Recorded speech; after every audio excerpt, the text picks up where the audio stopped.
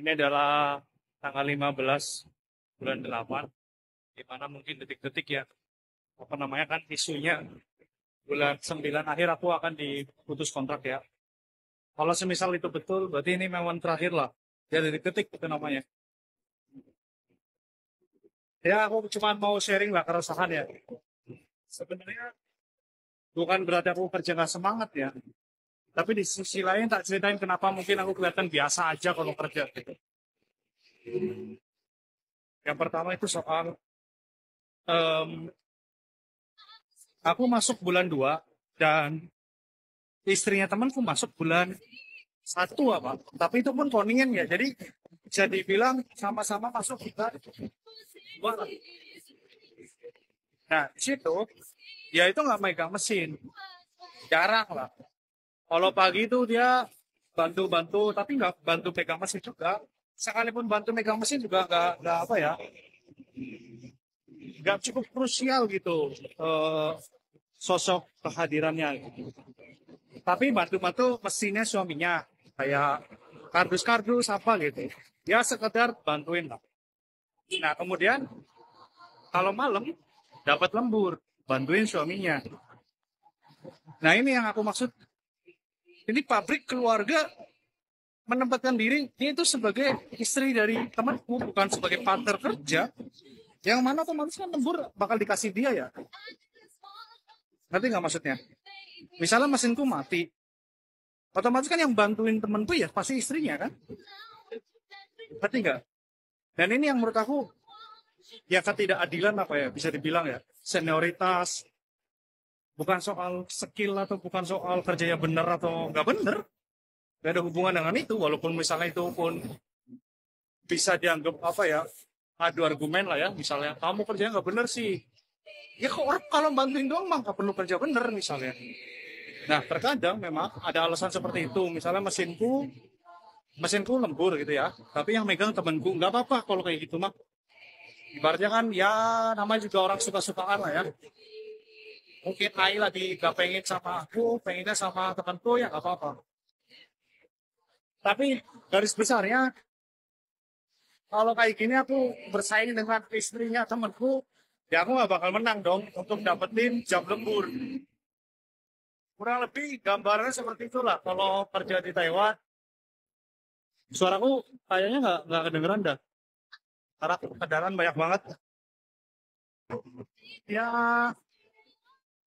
kalau memang belum rezekiku, sejujurnya aku udah legowo sih, udah pasrah lah. Nggak apa-apa juga gitu. Paling rencana ke depan, aku kayaknya balik Indo dah. Gak tahu kenapa kayak udah nggak di sini kepalanya gitu. Tak ceritain kenapa aku sampai mikirnya gitu. Pertama, misalnya gaji 28, rata-rata tuh aku 28, paling dikit. Terus mesku 6.000, 5.000 sama listriknya 1.000-an. Jadi 28, 28. Oke, Cinatra sudah lunas ya. Makan itu 5.000 misalnya, paling irit itu 5.000, irit banget itu. Kurang lebih megang 17.000 bersih. 17.000 itu setara kurang lebih enggak 15 lah. Buat pegangan 15. 15.000 setara 7 juta. 7 juta itu besar. Bukan berarti nggak bersyukur ya. Tapi dengan apa yang kita alami, dengan makan hati, ya kan, gak ada lembur, misalnya, terus irit banget hidupnya. Jadi kayaknya tenaga kita bisa jauh dihargai lebih daripada ini kalau di negara lain gitu. Ngerti nggak maksudnya? Kerja sama-sama capek, sama-sama 1 bulan, sama-sama gajian, tapi apresiasinya jauh lebih sedikit. Ngerti kan maksudnya? Ya udahlah ya, umurku masih 26 ini, mungkin kedepannya aku bakalan belajar bahasa negara lain. Paling gitu aja gambarannya teman-teman. Terlepas dari aku ya banyak salahnya ya, terlepas dari itu ya, namanya juga manusia biasa punya banyak kekurangan. Aku cuma ngasih gambaran ke teman-teman soal apa yang aku alami. Gitu. Ini tuh seperti persaingan di pabrik gitu ya guys, dan aku juga udah pernah ngalamin ya, udah biasa sih seperti ini. Tapi kalau ah, aku juga pernah kerja di Taiwan, temanku pasangan sementara aku sendiri. Kerja tim mereka seenaknya, apalagi mereka kalau udah berantem udah tinggal semua kerjaannya, endingnya aku yang beresin tiap hari. Aku mending partner sama anak Vietnam, biasa senior kalau kerja pabrik, apalagi anak Vietnam ini ya, aduh, suka ngadu-ngadu, suka ini juga, tapi gak semua sih ya. Ngeluarin unek-unek lah biar plong gih mas, lengah dikit pindah Jepang, semangat tanah rantau. Nah, mulai apa nak? Yo penak nek cangkeman. Seharusnya sesama Indo saling ngerangkul ya, sama-sama kerja, sama-sama ngerantau, sama-sama berjuang. Tapi nggak seperti itu kalau udah di lokasi dan tempat kerja ya guys. Nggak seperti itu, harusnya seperti itu, tetapi nggak sesuai definisinya ke tempat kerja gitu loh, nggak sesuai realnya. Karena kalau udah di lapangan kita kerja itu udah beda lagi ya kan. Kosong banyak job mas, udah pernah cek log di sana mas. Info jok mas, kalau kosong banyak Xiaogang pabrik apa infonya? So finisan ada nggak mas pabrik unggul ini? Senioritas itu cuma masa mas, kalau kerja gadak senior lebih capek, yang baru leha-leha kadang juga sebaliknya. Secara langsung sih baik-baik temanku, tapi secara tidak langsung pasti ada aja lah hal-hal begituan. Resiko kalau kerja pabrik ya bareng-bareng sama teman, kalau enggak apa namanya diaduin sama bosnya ya seperti itulah, ada biasa cari muka banyak banget emang, apalagi ya namanya resiko kerja bareng-bareng lah ya. Ini orangnya udah balikin dulu, iyo iyo,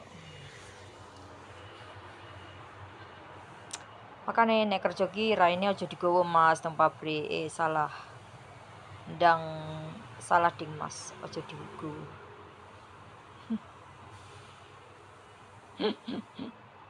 Penasaran karo wonge, ada yang baru 1 bulan udah mas, ini lagi ngerasain hal yang aku ceritain. Nemen mas, podo golek segone padahal ya gitu loh. Gara-gara video ini aku jadi berpikir lagi untuk pindah ke pabrik. Yo pabrik yo panti ampere podo lah sih, sama lah ya semua. Kalau namanya tempat yang kita itu bekerja banyak orang pasti kayak gitu, kalau nggak ada yang caper ya pasti dia itu suka kayak apa mandorin gitu kan, sok senior. Perasaan dari dulu nggak cocok terus dengan orang lain, sepertinya kamu cocok kerja individual, pakai otak jangan pakai perasaan. Podo ae mas, pabrik kabeh senior ya modele ngono kuwi. Suatu saat nanti akan bersyukur dengan kejadian tak enak itu mas, karena Tuhan punya rencana yang lebih indah, bener. Semangat aja mas, aku juga sedang ngalamin kayak mas juga nih. Senioritas dan keluarga di satu pabrik itu memang sangat-sangat menyiksa hati ya. Saya paham betul ya. Tawan model gede, kalau sampai sini nggak ada lembur. Lu ditawan lagi. Tergantung nasib ya. Kamu udah ditawan lagi, kata siapa?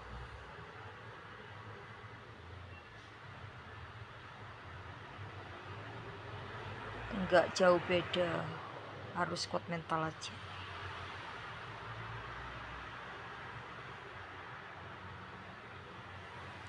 Video lama itu wong wis balik.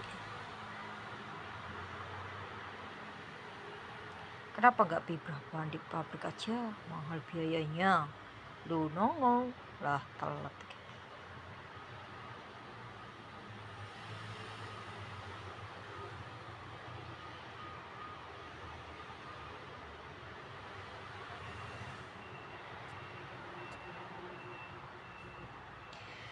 Semangat mas, rezeki kita udah ada yang ngatur ya. Memang sih kalau kita nggak jalan tuh juga nggak ada yang ngatur-ngatur.